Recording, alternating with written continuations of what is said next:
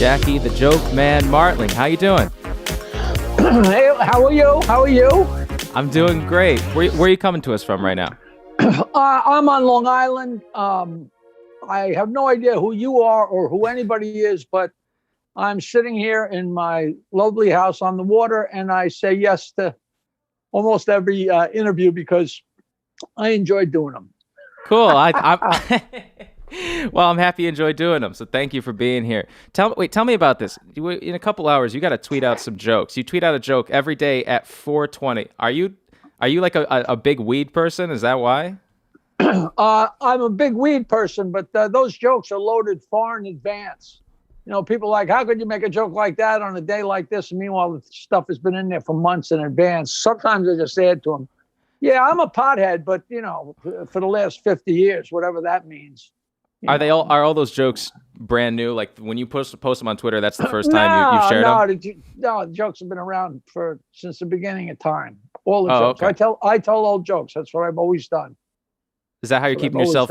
Is that how you're keeping yourself busy? Have you been doing any live shows? Because I know like certain comedians are doing stuff like in fields and parking lots and shit like that. Are you? No, doing anything? I gotta be really careful because I'm going to be 73 years old.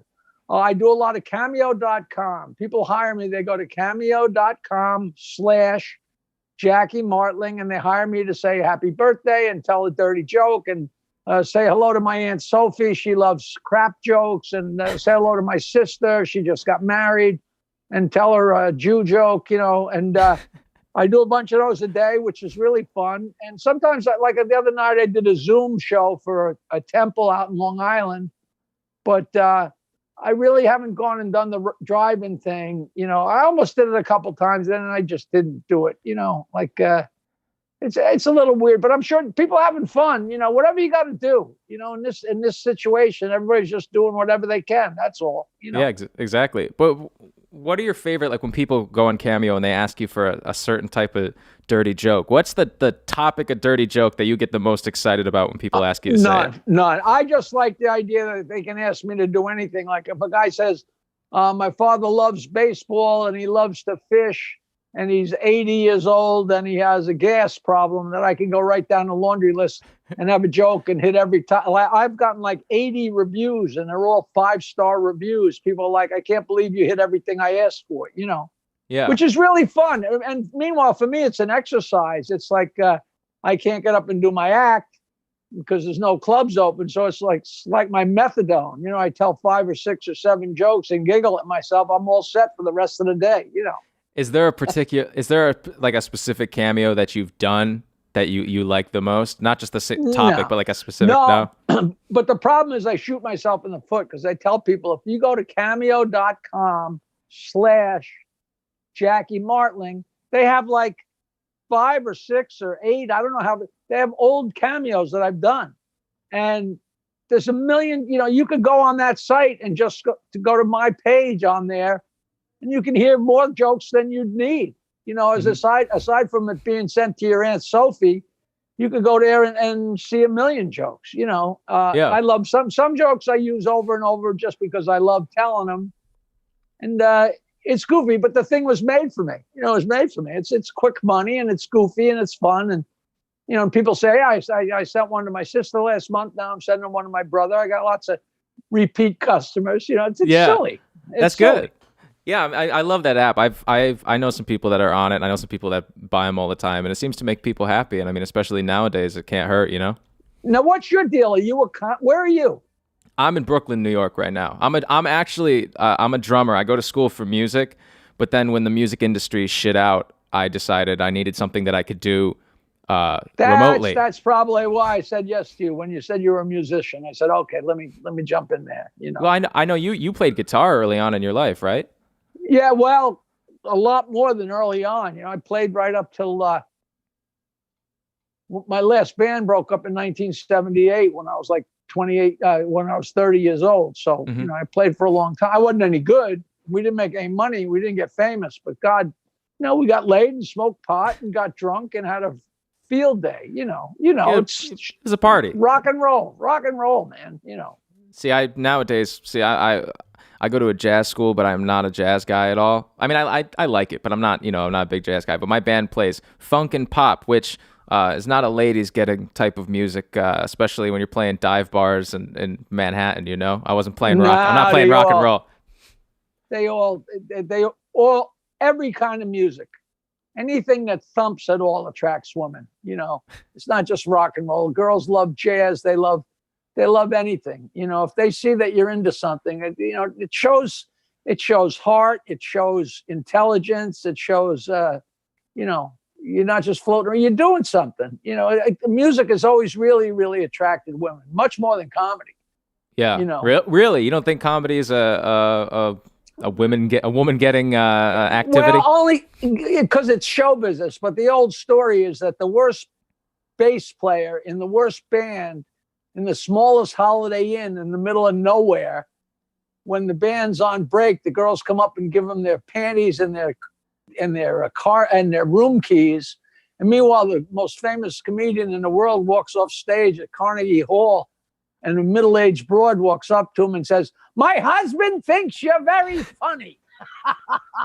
Have you had that exact experience happen to you? Yeah, that's the difference. That's the difference between comedy women and rock and roll women. So you got to really love it to be doing it, because you got to really just love the art of comedy if you're out there doing stand-up every night.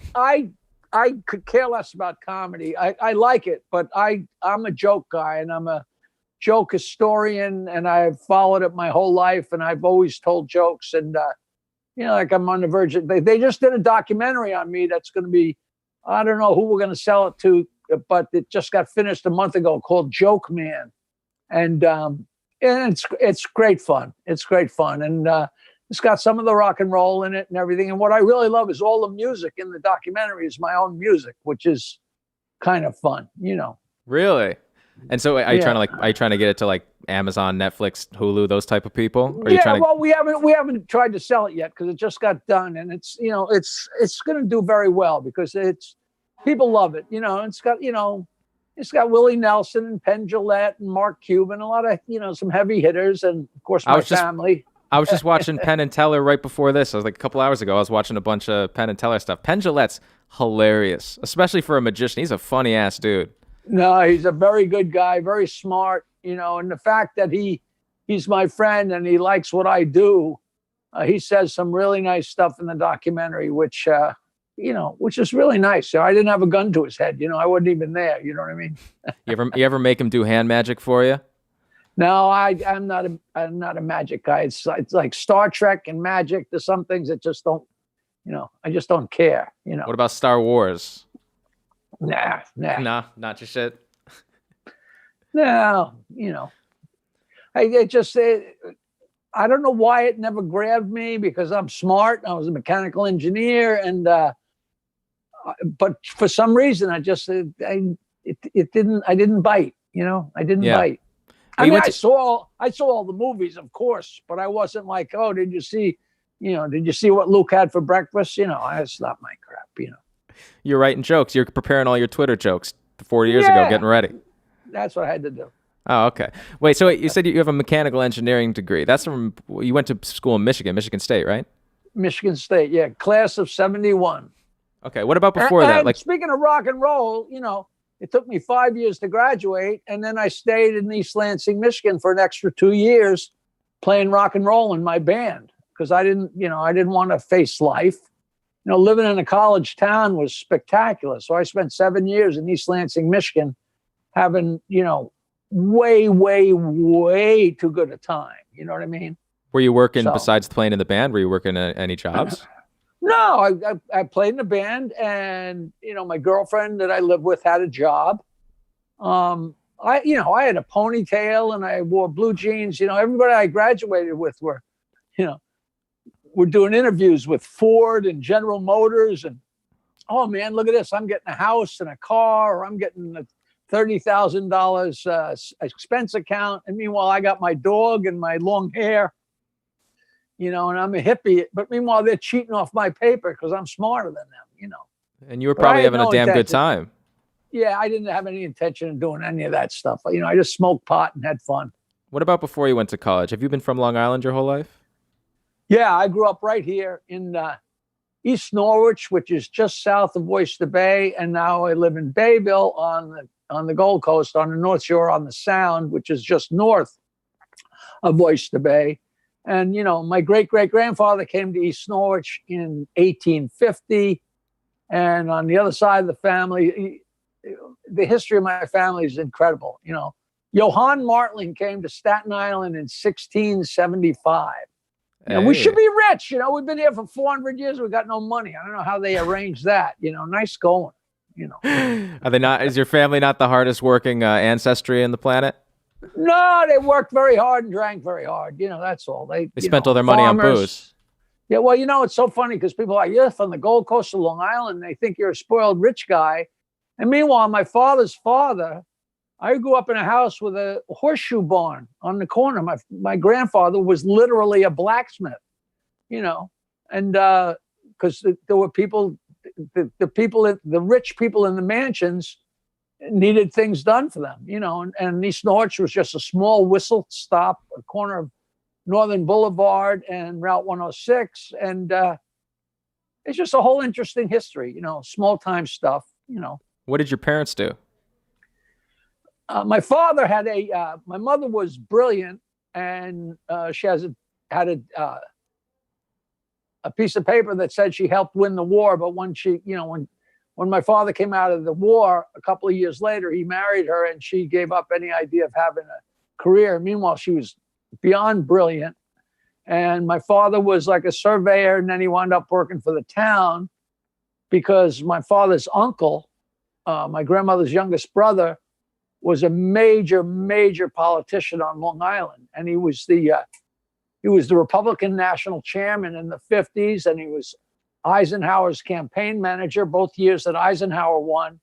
And he was a major guy. But that back then, when it was okay to be a Republican, not now. He'd shoot me if he saw me now. But so everybody in the family had, so my father was deputy superintendent of highways, and things were good, little graft here and there. And, I mean, I grew up in the house that my father was literally born in. He was born on the kitchen table of the house where I grew up, Damn, that's a story. Well, my autobiography is called The Joke Man Bow to Stern. And people love it because it's like there's a lot going on. I had a very weird, strange, fun life. A lot. Everybody's a little surprised by it. Number one, I guess surprised that I could write a full sentence. Did you have a nice childhood? Nah, who knows? We were the Waltons until my father kind of started going off the deep end, but not badly. Like beat the kids up, but he drank way, way, way too much. And everybody was drinking growing up. And the house I grew up in, we lived downstairs, and my aunt and uncle, who was my father's brother, married to my mother's sister, they lived upstairs. So there was, two couples in this little house, and I was the first kid. So, I was fawned over for the first 2 years of my life by 4 people, and then my father started drinking more, and we had another kid, and my aunt and uncle moved out. And, for the last 70 years, I've been yelling, where'd everybody go? Everybody was paying attention to me. Now you're gone. What do I got to do? Tell jokes to get some attention over here? Is that where I really don't know. Who knows? Did you go into this? Because since you're from Long Island, how far outside of the city is it? Route 106 is like exit 41.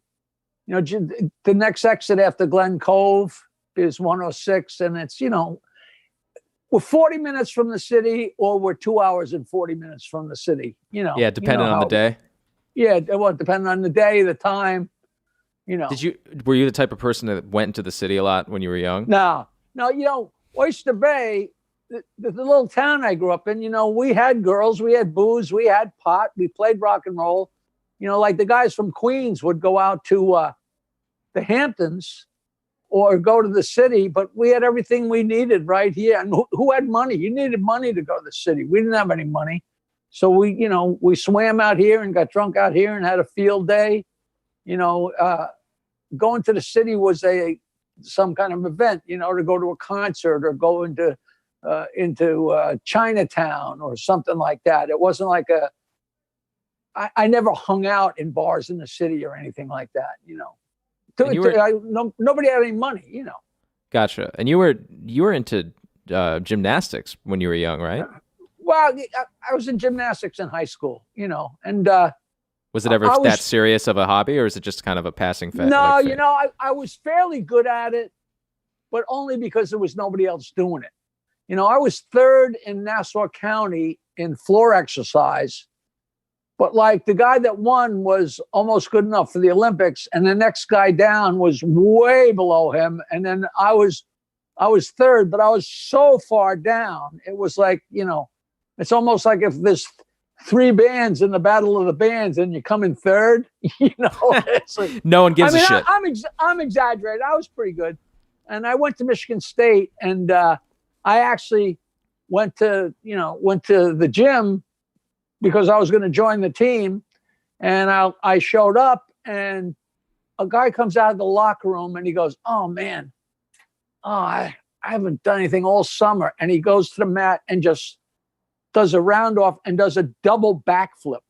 He hadn't done anything all summer. And he walks out, "Oh man," and boom. It's like a guy saying, "Oh, I haven't picked up the guitar in 12 years," and then playing Crossroads by Eric Clapton. Like I said, you know what? I'm gonna go back to the dorm and get drunk.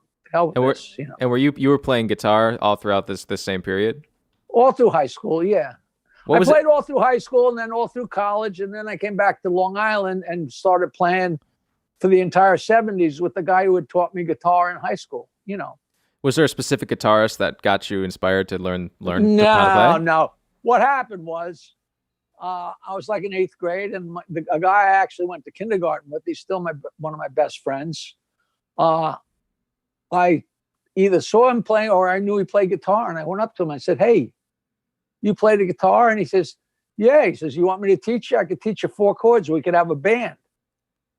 I'm like, "I'm in," but it was, a way to get popular and meet girls and have fun. There was no long range plan. I never had any kind of long range plan for anything ever in my life. It's always been like a pinball game, bang from one thing to the next. And, it was funny. This guy was in Sunday school, and this girl in his Sunday school class said, "You know who's really cool? Ricky Nelson. He plays the guitar." So my friend went out and bought a guitar and signed up for lessons. And then the girl never came back to Sunday school. He never saw the girl again. That influenced he got his screwed life over. and my life, but put him on the, and he's still down in Florida, playing gigs, with his guitar and his computer and singing. And, he's happy as a clam. You know what I mean? What were the bands you were covering when you were playing back then? Well, it's funny. I used to tell jokes in between songs. So you imagine a band, playing Smoke on the Water and then telling a dick joke and then playing, Sympathy for the Devil. It just made no sense.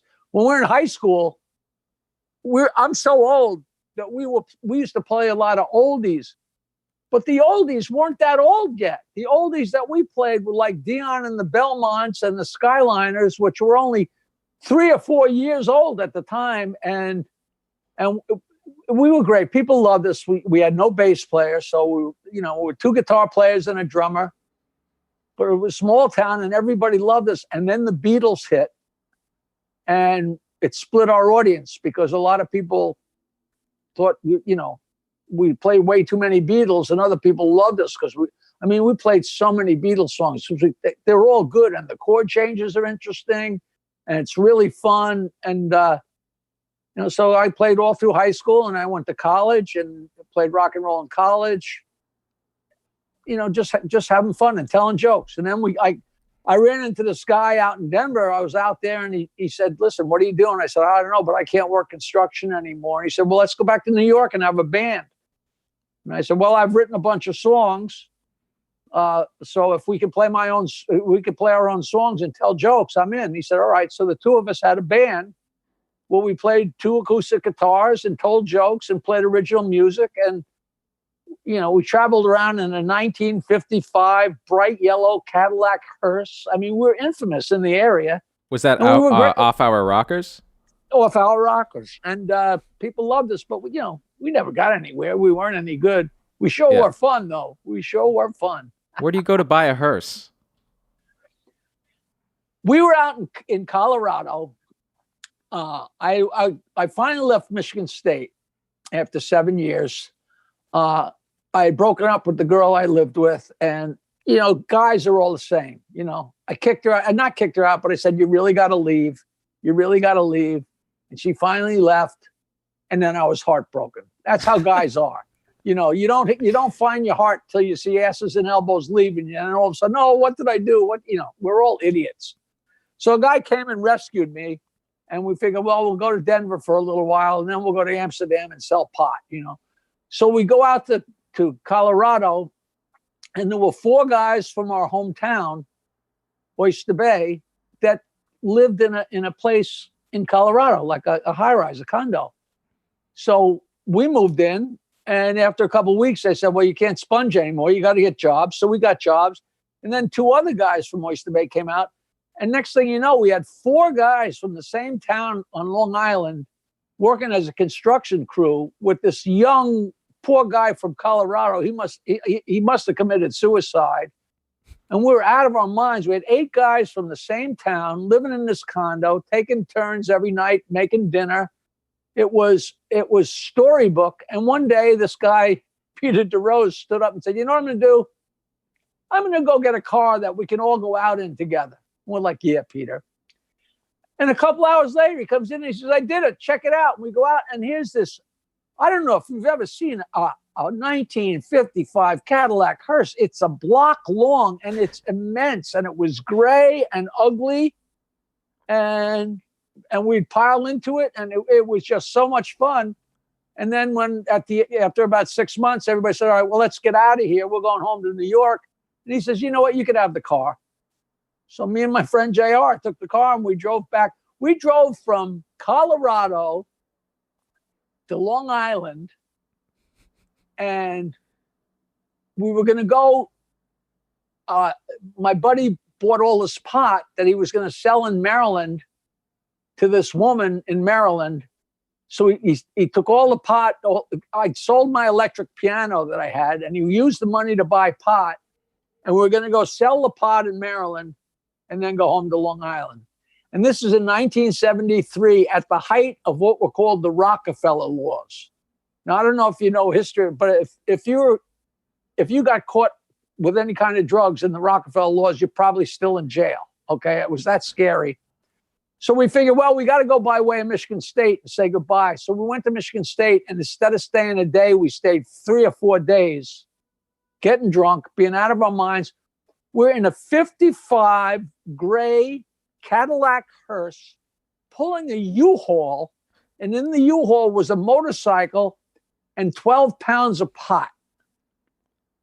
We do all this party in Michigan. We drive to Maryland. By the time we got to Maryland, everybody had left for Christmas vacation. We had waited too long. So we had to drive from Maryland to Oyster Bay, Long Island, up the Jersey Turnpike in a hearse with a U-Haul in it with 12 pounds of pot.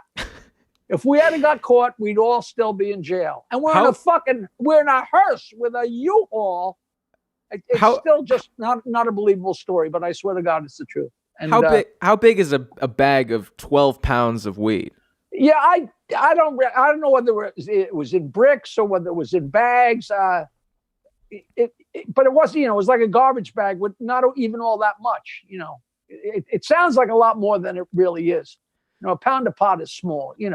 But it was enough pot to get you. I mean, you could go to jail if you got caught with an ounce. It was crazy. So wait, when did? Sorry, keep going. No. And then my buddy said, you could have the car. So me and my buddy, my other friend, we decided we're going to have this band. And we started playing together, and we painted the hearse yellow with the yellow primer paint, which it stayed like Not that. meant for cars, though, right? No, until we wound up going back to visit my buddy in Detroit, and they took it down to metal and painted it. It was taxi cab yellow.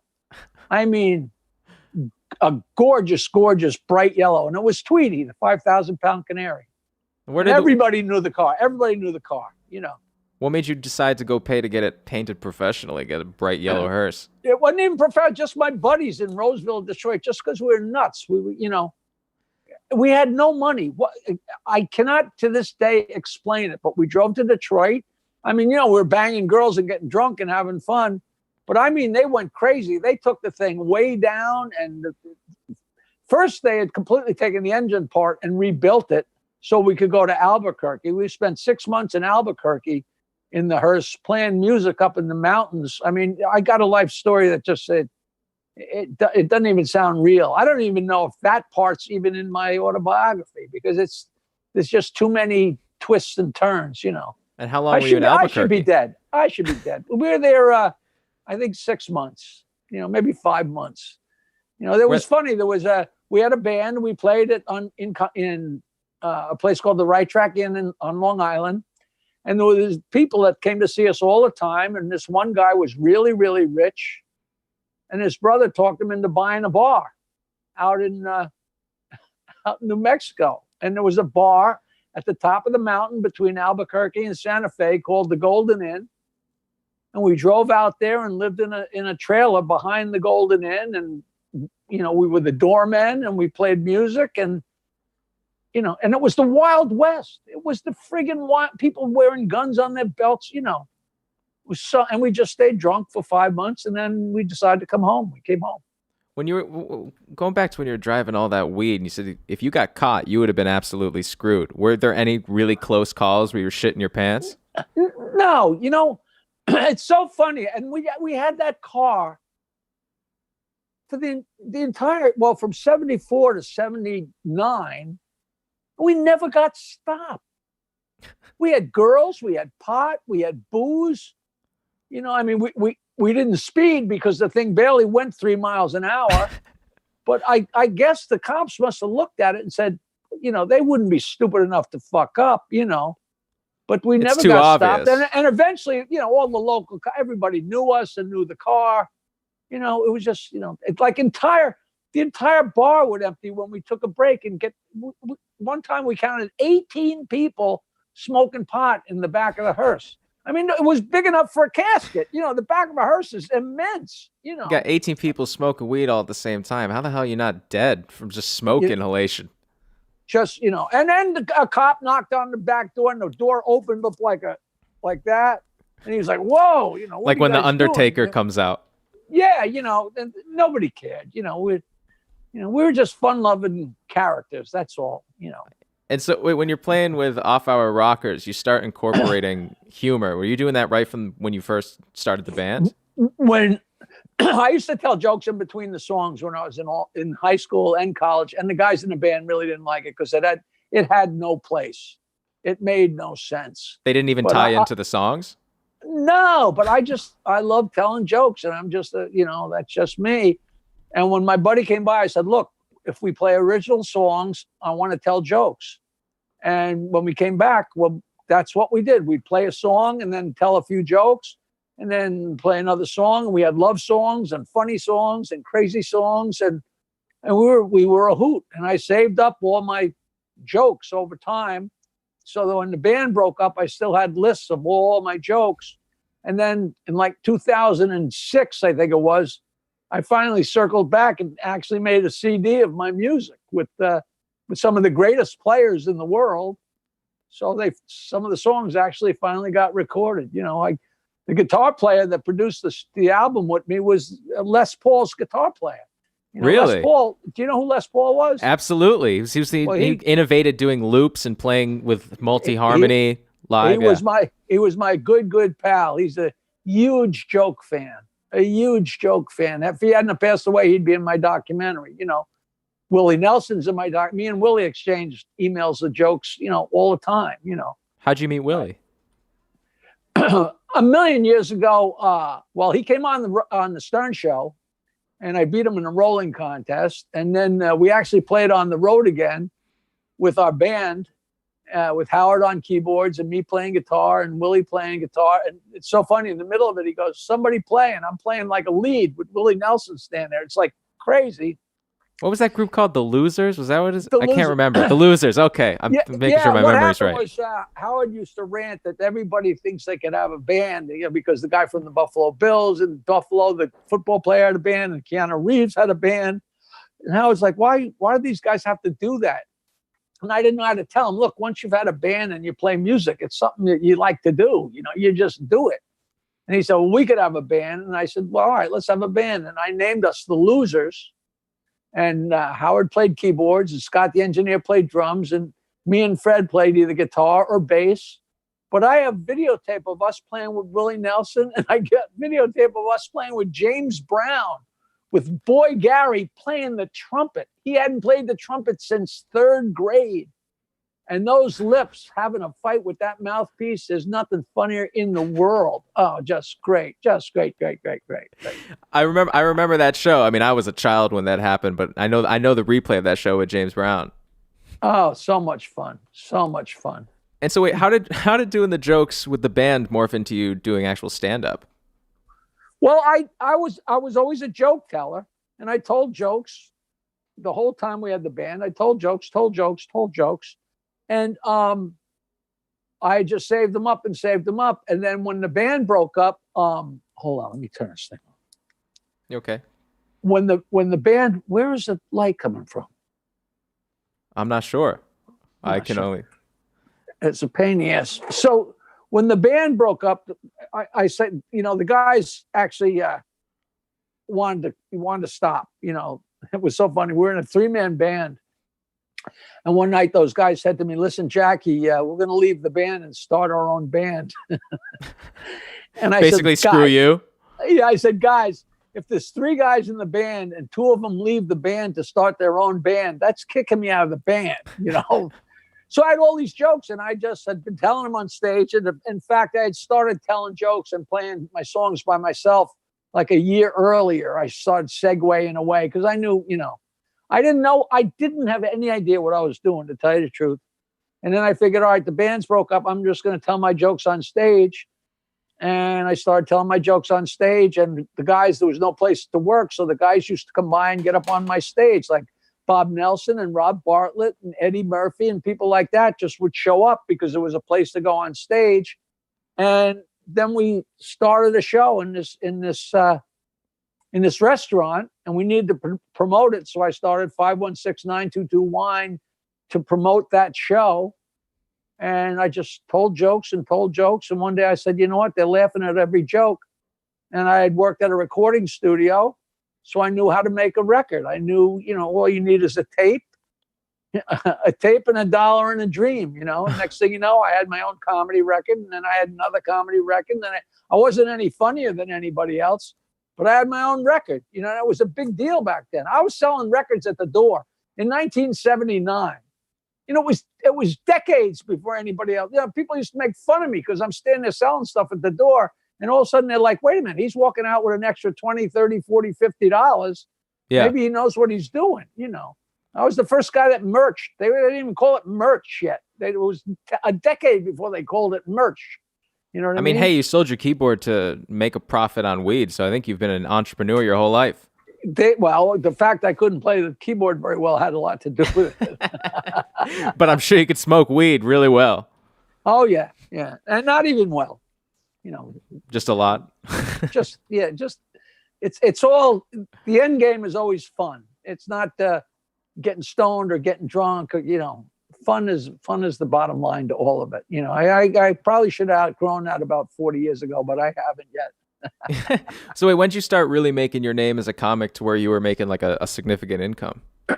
I wasn't. I didn't. I was playing gigs like anybody else, and I was actually pretty well known in Philadelphia 4 years before I met Howard. But I wasn't really, I was just another comic, playing here and there like all the rest of us. Like nobody had really risen up, or once in a while, somebody get on Carson, that'd be a big deal, and they'd get, and they get launched. But things took time, and at some point they approached me. Well, we did the show at this restaurant, and then the guy I started the show with, him and his brothers opened the East Side Comedy Club.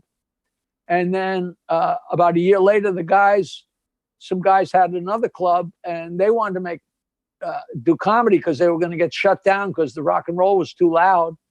And they said, well, let's get that guy with the dirty joke line. So then me and my girlfriend opened and started and booked Governor's Comedy Shop on Long Island for a couple of years. So I wasn't really very well known as a comic, but I was getting lots of jobs because I had barter. You hire me, I hire you, and I wasn't bad. I was all right. But by 1982, I had 3 comedy records, which, if you didn't know any better, is pretty impressive. You know what I mean? Yeah, starting with What Did You Expect? You did 3 records, and you were putting out one every single year.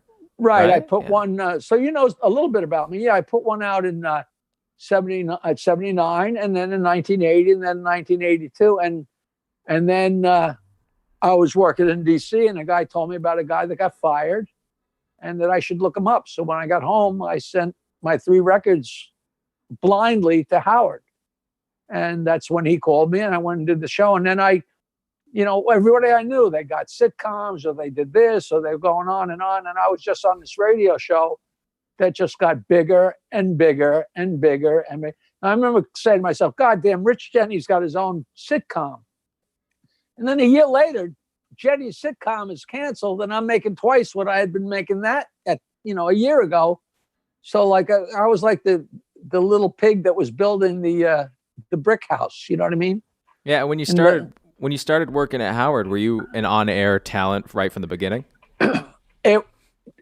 Yeah, but not much. What happened was they called me in to sit in on a talent contest over the radio. So I walked in, and Howard was there, and Robin and Fred, and I sat down, and yeah, I was on air. Yeah, I wasn't doing anything else. I was on air and farting around. And at the end of the day, they said, wow, you're a lot of fun. Why don't you come back next week? So I came back one day a week for 3 years for free. But I integrated myself into the show, and I started giving them ideas and making them funnier. And, when we went to mornings, they said, well, hey, we need you, and we went to the moon. We went to Pluto. Syndicated to Philadelphia, then syndicated to Washington, and then LA, and then boom, Did radio ever cross your mind as a possible career before you got picked up by Howard? No, not even. I used to, they used to play my jokes. Well, I had 922 Wine joke line forever. And then they got the bright idea, let us play it on the radio. So that for a couple of years, they would call my house. They'd say they were calling 516-922 Wine. But what they were actually dialing was my house. And I used to put a specific message on there for Bob Buckman, who was the morning guy. And for a couple of years, what they'd do is they'd call 922 Wine at 8 o'clock. And I'd tell jokes until I started getting a little too dirty. Then they'd hang up on me and set off the sound effects of a bomb and go into the #1 record of the week. And the ratings were through the roof, and the whole world knew me. And I had my own bumper stickers, WBAB, Jackie 922 Wine, Martling, blah, blah, blah. And then Rick Dees got a hold of the joke line, and he called me up because it got dirtier and dirty. Finally one day he called up and said, listen, I've been using your jokes, but they're too dirty. Will you do some jokes for me specifically? And I said, all right. And he was #1 disc jockey in California. And he also had a top 40 syndicated show in every country, in every city, in every town in the United States. And I gave him my jokes, and he named me Jackie the Joke Man Martling. And he used to tell people that 516-922-9463, used to tell his audience that was Tom Selleck's home phone number. And my joke line went through the roof. It was 10 lines in my mother's attic, and the calls from all over the world. Once again, it's not a believable story. But what year is that? What year is that? That was, he started calling in, it must have been 1983, because when I started with Howard, I was Jackie 922 Wine Martling.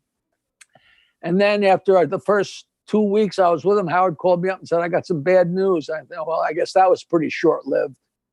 And he said, we love you, but we can't promote 922 wine anymore because we got complaints because it's dirty, which was the exact same reason that Rick Dees called me up.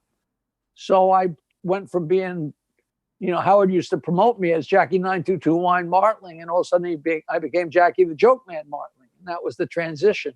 So for a while, I was on Rick Dees, which is white bread, and Howard Stern, which was dark. It was Los Angeles versus New York, and I was on both. And it was like, it was just a little schizophrenic. It was great, And when you're first working for Howard, are you basically you're listening to what's going on the air and you're just feeding him jokes to say? Or are you doing them all yourself? I was sitting there and chiming in and laughing and having fun, but I wasn't really writing things down. That happened so slowly, so gradually, because I'd think of something funny, but it wasn't my place to chime in. Here and there I would. And then I realized, wait, I got way too much to offer. And then I started slowly but surely passing. It was so gradual that I can barely piece it together. But when he got fired and we went to K-Rock, they actually had a place for me to sit and write, and a place where I could reach his loose leaf, and I started at 2 days and I went to 5 days pretty quickly because truth be told, he was a lot funnier when I was there punching it up for him, Mm-hmm. And we got really funny, and then all of a sudden Fred could write and pass it to me, and I could pass it to Howard, and we were such a well-oiled machine. It was frightening. It was frightening how fun it was. When you guys would be going through and you're telling all these jokes and you're talking about personal things with each other, are you guys really hamming it up for the air, or is everything just like it would be if you were backstage just talking in a green room? No, there was it was never like, hey, you know what we're going to do today? I'm going to talk about my mother, and then you chime in something about you. Everything was spontaneous and organic. You know what I mean? I'm sure there was a certain amount of theatrics or a little embellishment, but no more than it would be if you were in the locker room, or you know what I mean? Like it was all real stuff. It was all real stuff. I tell people the only lies that Howard told was when he said a girl was a 9 and she was really a 2.5. Wait, so were there any times that you guys are having these conversations and they're really ragging on you and they just got too personal and you actually really got pissed off? Yeah, but not me. It's funny. They can't see you bleed. You know what I mean? If people, you can't say ow. They keep hitting you, It's funny, like they used to attack me or they'd attack my wife, and I would wind up making a joke. And it wasn't that I was making light of anything. That was how you would get out of it, Yeah. But we, pick on, but what you would do is you would switch the focus. If everybody's like, blah, blah, blah, blah, blah, blah, all of a sudden, you try and point it to somebody else. I was good. I always tell people I was like Bruce Lee, standing in the middle of all those guys. I got Howard and Robin and Fred and Gary and John all coming at me at once, but I could handle it. Fred would not fight with Gary or John. Fred would only fight with me because it was a level playing field. He knew I could take care of myself, and it was all in fun. It really was, I mean, they'd be really horrible, about stuff and really unfeeling, but that was the timbre of the show. It's, if you don't like the heat, get out of the kitchen, Yeah. And everybody took it and everybody got it, I mean, I was the only one that really gave Robin a hard time, but everybody, and I know the guys really loved that because they did, Your shit reading Robin's biography with you doing her voice was some of the funniest shit. When I was in high school, I used to go back on YouTube and find all the illegal uploads of old Howard episodes, and you doing the Robin voice reading her stories from her book is some of the funniest shit I have ever heard. We used to go to screenings, or we'd go not out to lunch, but we like HBO screenings or Showtime screenings where they show us a movie or show us a new TV show.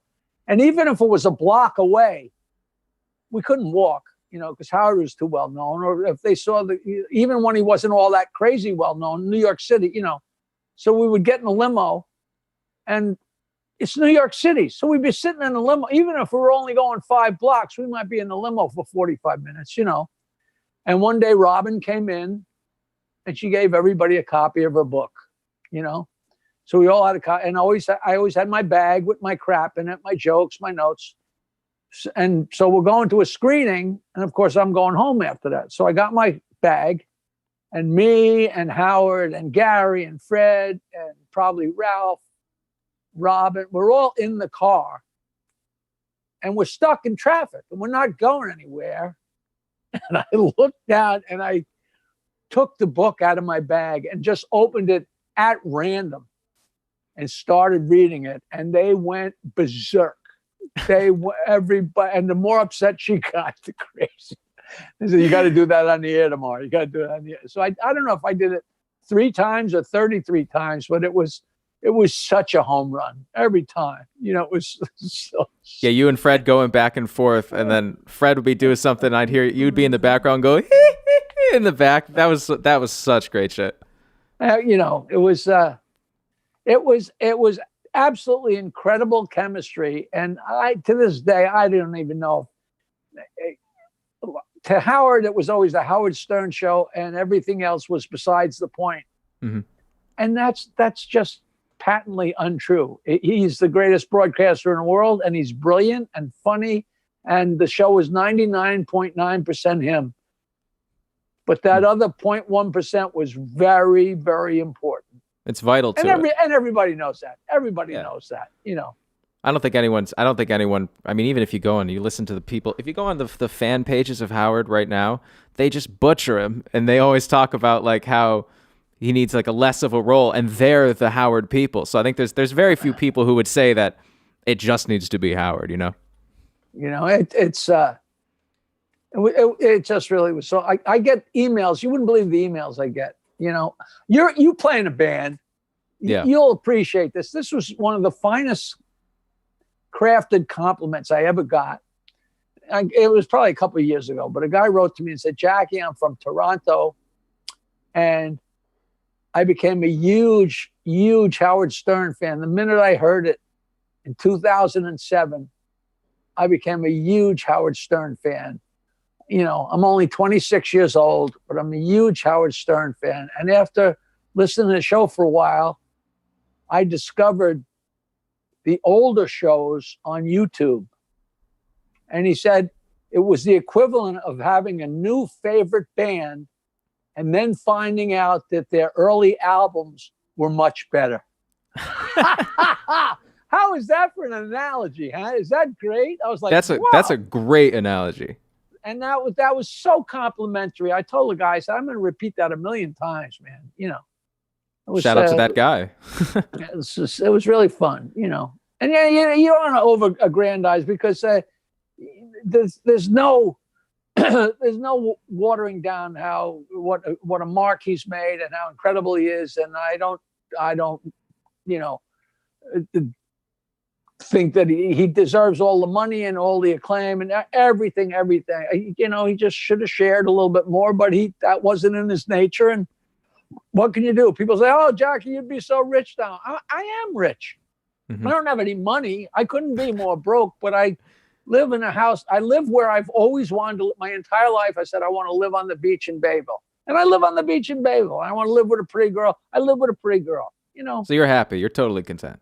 Yeah, no, I'm a miserable bastard, but, you know, I'd be a miserable bastard, you know, if I was in Malibu looking off a cliff in a good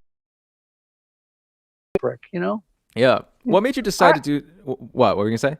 No, I was just going to say my whole life I've been happy half the time and miserable half the time, whether I was rich or poor or famous or nobody, you know.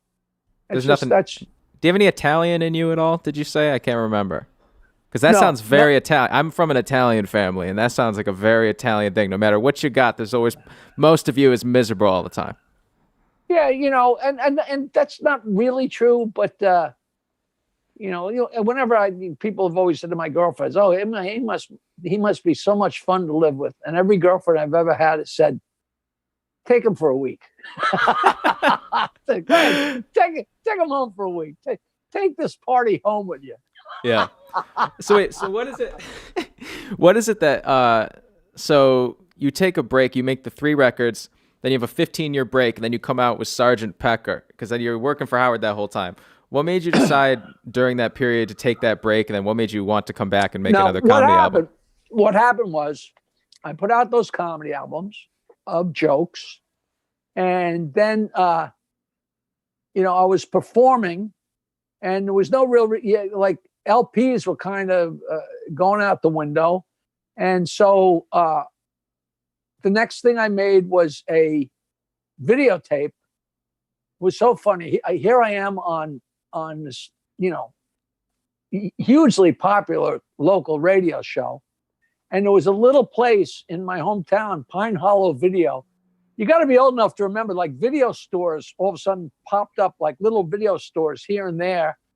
And I said, wow, I got to do. So me and my wife, she wasn't even my wife yet, took clips of videotape that we'd shot at some clubs and created a VHS tape called A Safe Distance from Genius. And it was like an hour and a half of just clips of me telling jokes. There was one copy. We made a VHS called A Safe Distance from Genius and put it in the local Pine Hollow video store. And some guy called up and said, hey, I have a distribution company. I want a bunch of those. Well, we have one, So we said, wow, maybe we should. So we made some more. And then I was always recording. And then I made another 2-hour videotape called Who Farted, Ice Melted. And it was all my shows at Rascals. And that got leased by the Playboy Channel, which was such. Was that still put out on your own? Was that record still put out on your own label? Because I know the first few were. No. Safe Distance from Genius and Off Our Rock. I mean, Who Farted, I Melted. They were homemade, Off Our Rockers, and this guy leased Who Farted, I Melted for the Playboy Channel. Now, way back, like the Food Channel network and the comedy networks, there's so many stories because they had no programming. So whatever they had, they ran and they reran. I did a show on the Food Network that they played over and over and over and over because people kept calling the show saying, hey, Howard, Jackie's on the Bobby Flay show again, because they had no programming. So they played it over and over and over. So the Playboy Channel was brand new. And it was this little channel. And it was so funny because people would say, hey, Jackie, I saw you on HBO. I'd say, no, you didn't see me on HBO. You saw me on the Playboy Channel. It's like, you didn't see me in Yankee Stadium. You saw me playing wiffle ball in my backyard. And then one day I said, Jackie, shut up. And they'd say, Jackie, I saw you on HBO. And I go, thank you, But meanwhile, the Playboy Channel was mainly distributed to hotel rooms. So businessmen that were, on the road, they'd pay $3 and they'd get the Playboy Channel for 6 hours, so they could watch the girls and whack off. And I got so many people so angry because they'd pay their money and turn on the Playboy Channel. And they see your face right on the screen. And there's Jackie telling jokes because it was divided into 2 different shows. And they leased it for 2 years. It was more money I ever saw in my life. And they aired Who Farted, I Melted. And that was just when the Stern Show was starting to catch fire, and I was on in the mornings. And but I never made another record. I just made those videotapes. And then when the CD things started to happen, at some point I said, okay, I'm going to start over. Because a lot of my favorite jokes were on those first 3 records. So I'm going to start over. I'm going to put all my jokes are going to be on CD. So I started, and the first CD I made was called The Joke Man. And I wound up making 6 CDs. Every one of them, there's not a repeated joke. They're all 80 minutes long, all divided into 2, 3, 4-minute bands. Because my premise was that if somebody put them in a CD player that picks tracks at random, I'm sure you've had that. Yeah. You put in the Eagles and James Brown and James Taylor and you hit random. You hear a song from each. Well, this way you'd hear different jokes. They wouldn't be in the same order every time. And so I did an album, and I mean a CD, and then I did Sergeant Pecker, and then I did Hot Dogs and Donuts, and then I did Come Again, and then I did F Jackie, and then I did Snart, and I got six CDs of they're the funniest joke CDs in the history of man, and now they're for sale online. It's $20 for all 6. It's 5 hours solid jokes for a download of everything. Yeah, and people call me up and say, this is the most unreal thing, because all you got to do is listen to 3 jokes and you're all set for the day, Yeah. So, but that's why I went back when the format changed. There's no reason to keep making records, and making cassettes was, I made tons and tons of cassettes and passed them around, but I didn't really, you know what? I did have one cassette line, 6 cassettes. There were Mild, Wild, and Red Hot. It was a set of 6 different cassettes, and they didn't sell all that great. The music business stinks. I don't have to tell you how bad it sucks. Yeah. And the guys called me up from California, and they said, Jackie, you got to have Howard help us, because what's his name from the Improv, Bud Friedman from the Improv, was recording all the comics, and he made cassettes like the best of the marriage jokes and the best of the dog jokes or routines. And so is that taking money from people who are trying to sell their material? And he released these cassettes without the comics' consent. And what happened was somebody found them, and they called me up and said, Jackie, I was at a truck stop down south, and there was a big barrel. Mm-hmm. And it was like live from the Improv, the marriage jokes and blah, blah, blah. And Bud Friedman's ripping us off and using our stuff. And he said, listen, I also should tell you, the barrel next to it is completely full of the guy that made my cassettes on Long Island must have sold them to he's passing them out the back door. And, my 6 CD thing. And of course, I mean, my 6 cassette set, and plus there were cassettes of the 3 records. So there was I had tons of stuff, and God knows, that guy was a crook, but they were all crooks, So you weren't seeing any income from those cassettes because they were selling them back door. No, but the whole world, every truck driver in the world knew who I was, Yeah. It's so, I had a radio show for 8 years on Sirius, and our biggest audience was the truck drivers. That joke hunt? I'm a truck driver. Yeah, the truck driver's delight. They're driving along and hearing a joke that they could tell to the next whore that they meet. I was made for that. That's the Jackie Martling special. Yeah, it's a Jackie Martling special. Let me ask you one more question, because I'm interested, because I keep hearing about Stump the Joke Man. How do you play Stump the Joke? I know you play at the end of your stand-up routines. How does that? Well, what happened was originally when I first started in comedy, I since I know so many jokes, I say to people, I'll tell you what, give me a subject and I'll give you a joke. And people give me a subject, and I give them a joke. And if they gave me too closely defined, I would open up the umbrella. If somebody said lettuce, I'd say, all right, food, and tell a joke. And then after a couple of weeks on Stern, he said, I need a piece of business. What can we do with you? And I said, well, people try and stump me with, tell me a subject for a joke. And then I give him a joke. He said, well, let's do it with 2-line jokes, and we'll call it Stump the Comedian. And what happens is people give me the first line of a 2-line joke, and I tell them the answer. And it's amazing how often I know the answer. And I play it at my shows. But of course, most of the jokes that people ask were the jokes that have been going around for 4,000 years. A lot of times it'd be way too racist and way too horrible. But I had different ways of shutting them down. And then I made shirts. I stumped Jackie the Joke Man, and people, people all over the globe have got those. I get pictures of people wearing them in Russia and France, and it just became a thing. But what was so funny was that I knew all the jokes, but if somebody stumped me with a joke I never heard before, I had a new joke. So it was hysterical, and there's so many stories. I got to write a book just about that, because it was so funny. One of the wealthiest people in the entire United States was over here one afternoon. His grandfather started Citibank, or the First National Bank. He was the guy that lent money to the Rockefellers and the Vanderbilts, so these kids could start their businesses. And here's the grandson who's heir to gazillions of dollars, and he stumped me with a joke.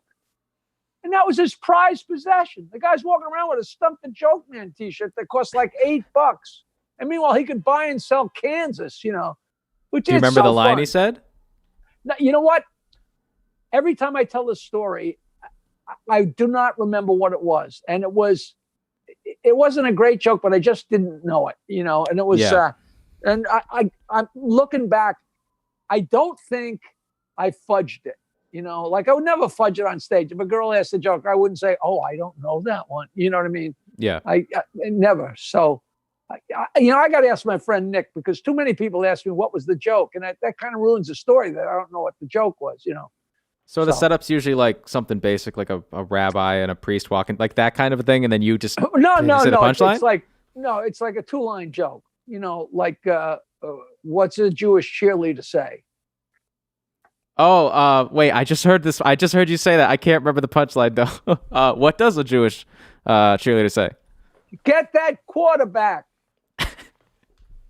Which is good. You ever get? That's they're 2-line jokes. It's simple and it's fun. Yeah. And sometimes people would come on stage and they start a long joke. I say, all right, go ahead. And I've always listened to people. I let people tell me jokes in bars. Constantly. I've never, for 70 years, people say, I got a joke for you. I listen. I say, listen, if I know it, I'm going to stop you. And 99% of the time I stop the person and say, look, I know where you're going, or I know what it's going to be, or it's a variation. But I listen, because that's how you get a new joke, because something slips through the cracks. And it's always interesting. I get a kick out of it. At the risk of putting you on the spot, can I give you a setup? Sure. You Okay. might win a shirt. What does a Mexican trombonist say? A Mexican trombonist say. I say, I don't know anything about the trombone. What about a Mexican musician? I don't know. I'm trying to think of, but that's kind of a basic line. I will send you a shirt. I have no idea. Okay, I'll look forward to it. Jackie, thank you so much for coming on. What's the answer? Well, I don't know the answer. I'm waiting for you. Oh, you asshole. You mean you didn't have an answer? No, I just came up with it because my roommate is a Mexican trombonist, so I thought that would be funny. I don't have an answer. I'm not a comedian. I'm a drummer. You can't do that. You can't do that. I can do whatever the fuck I want. It's my podcast. Oh, my God. Now I'm going to be running around trying to think of what a Mexican trombonist says. I'm going to come up with that. I'll send you an email if I ever come up with it. The best musician joke I heard in a long time, I heard from Paul Schaefer. I'm sure you heard this, but if you haven't, there's 2 settlers walking along in a canyon in like 1850, and all of a sudden they hear boom, boom, boom, boom, boom, boom, boom, boom. And one settler turns to the other settler and he says, I don't like the sound of those drums. And from up on a cliff, a voice says, he's not our regular drummer. I don't know that one. That's a good one. That's Schaefer from Letterman? Yeah, is that a great joke? That's a great one. I like the drummer one. It's how do you know if a stage is level? It's if the drummer's drool goes left or right. Where the drool's going, right. All those, the trombone jokes, and they never get old. They're so silly. I know so many musicians, and they're all my old friends, and a lot of my old guys. I wound up being friends with. Well, Leslie West passed away, but he was a pal, and I wound up being friends with the Rascals, and hell yeah, I was their biggest fan. I took them to Michigan State, their record before they were famous, and I got the whole place going to Rascals, and all of a sudden now I know Felix and I know Eddie and I know Gene, and it's like, it still pinch me with that, because that fandom doesn't go away. You know what I mean? So it's interesting. Yeah. Well, Jackie, thank you so much. Is there anything you'd like to say to the people? Let them know where you're going to be. Make some plugs before I let you go. I would like you to email me your street address, and I'll send you a very funny joke book, and I will send you a T-shirt, even though you did not earn it. and you can wear it on one of your podcasts and see if anybody says, where'd you get that shirt? And cameo.com/Jackie Martling is where you get a cameo from me. My the documentary's coming out called The Joke Man. No, it's just called Joke Man, and it's got Mark Cuban and Willie Nelson and Penn Jillette and Artie Lang, and it's really, really fun and lots of jokes. And anybody that wants to send a joke or try and stump me, I answer all my emails, jokeland@aol.com. I love it. People go, you don't answer your emails, and I write back, yes, I do, you asshole. So it's jokeland@aol.com, and I'm glad I said yes to this. You're a delightful character. Good luck in the music. My girlfriend books, cover bands and weddings and cruise ships, and she hasn't made a nickel in 9 months. And neither have I. We're sitting here eating, we're fighting with the cat for the cat food. You know what I mean? But who cares? Life is good. Yeah, I mean, I'm trying my best. I had no prior experience in booking guests or anything, so it's really, I'm teaching myself it right now, doing cold emails, and so I really appreciate you coming on. Who are you looking to interview in particular? A few people actually. One of them I actually just booked, a drummer named Steve Gadd. He's my favorite drummer of all time, incredible studio guy. I'm always trying to get SNL people. I just talked to the director, Lenny Pickett, and then the sound engineer's coming on. So comedians from SNL are like my dream goal of people. And then I'm a big David Blaine fan, but I think he's doing crazy shit right now. I don't think he has time. Jesus. Yeah. But what's he disappear underwater and shit like that? He'll do like the last one he did was he held on. I mean, he had a harness, but he held on to this thing of balloons that took him up 25,000 feet. And then he took a latch off and he parachuted down, all using this like breathing technique. Because if you get above a certain height, I forgot what happens to you, but basically, you pass out. Yeah, you pass. I forgot the name of it, but he developed a way to breathe a certain way where he doesn't lose too much oxygen and he keeps his blood oxygen level high.